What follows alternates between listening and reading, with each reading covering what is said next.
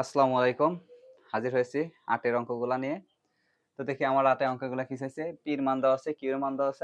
আমার কাছে জানতেছে P গুণন Q এবং Q গুণন P। এখন আমরা দেখেন ইউনিয়ন ইন্টারসেকশন এর কাজ শিখেছি, প্রয়োগের কাজ শিখেছি। এখন দেখেন গুণন প্রক্রিয়ার কাজ আমাকে শিখতে হবে।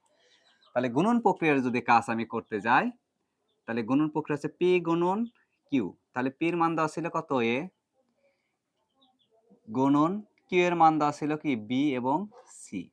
আসলে গুণন প্রক্রিয়ার শর্তগুলা হচ্ছে প্রতিটা রাশির সাথে গুণ হবে বা প্রতিটা সংখ্যার সাথে গুণ হবে। কোন প্রক্রিয়ায় একটু দেখি। আসলে এ যা গুণ হবে কি দুইটা সংখ্যার সাথে। আমি বিপরীত কথা বলতে পারি না, বি সি গুণ হবে এর সাথে, একই কথা। তাহলে এ যদি বির সাথে গুণ হয় তাহলে হবে কি? A B. এরপরে এ আবার কার সাথে গুণ হবে? এ সির সাথে। শেষ, দ্যাট ইজ অ্যান্সার। এরপরে কি আছে? কিউ গুণন পি। আবার কিউ গুণন পি। কিউ এর মান কত ছিল আমার? কিউ এর মান ছিল বি সি গুণন পি এর মান কত ছিল? পি এর মানটা ছিল আমার এ। একই প্রক্রিয়া। বি সি যা গুণ হবে কার সাথে? এর সাথে।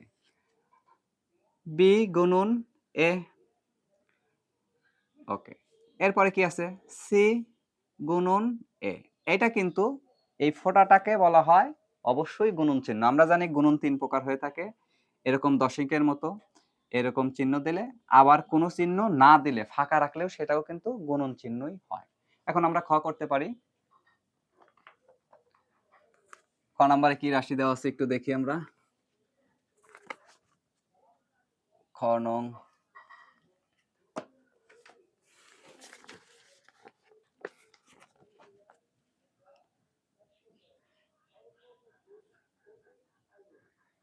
3 4 5, বি নাম্বার 4 5 6 এবং সি নাম্বার দেওয়া ছিল এক্স এবং ওয়াই। এত হলে আমাকে বলছে, আমার মূল কাহিনীটা বলছে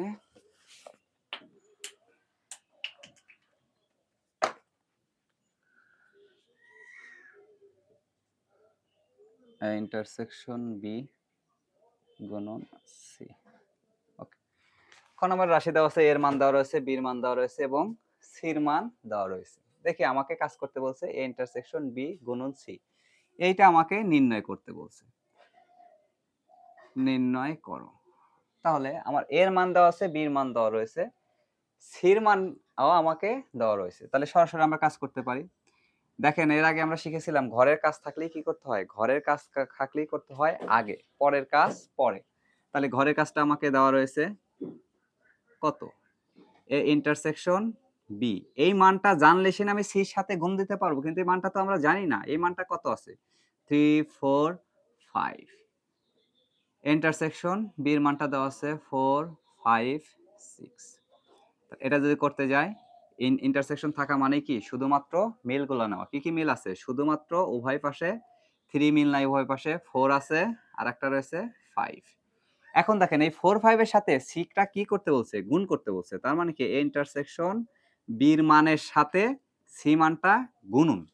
তা ইন্টারসেকশন বি এর মানটা কত দেওয়া আছে? 4 এবং 5 গুণন সি এর মানটা কত দেওয়া আছে? সি এর মানটা দেওয়া আছে আমার x এবং y।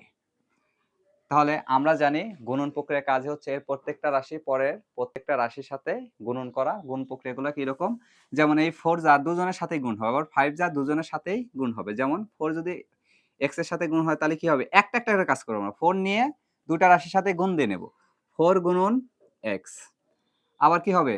4 গুণন y। শেষ দেখেন একই 4 দুজনের সাথেই গুণ হলো। একবার হলো x এর সাথে আরেকবার হইছে y এর সাথে। আরেকটা 5 আছে, এরপরে 5 টা নেব। 5 গুণন হবে কি? 5x। এরপরে আবার 5 এবং y।